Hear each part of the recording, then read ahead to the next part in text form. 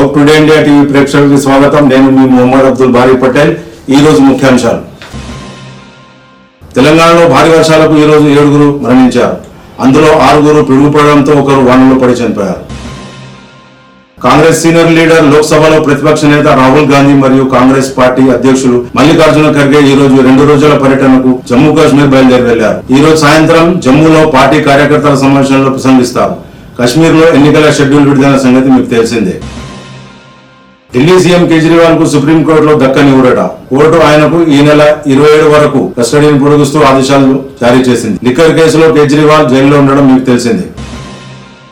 డాక్టర్ల సంరక్షణకు ఒక కొత్త టాస్క్ ఫోర్స్ ఏర్పాటు చేయాలని ప్రభుత్వాన్ని సుప్రీంకోర్టు ఆదేశించింది. దేశంలో ఎక్కడైనా డాక్టర్లపై దాడులు జరిగితే ఈ టాస్క్ ఫోర్స్ పర్యవేక్షిస్తుంది.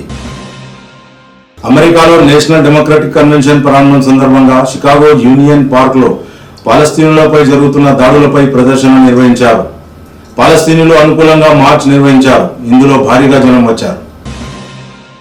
ఇంతటితో ఈ వార్తలు సమాప్తం. మళ్లీ రేపు కలుద్దాం. జై హింద్, జై భారత్.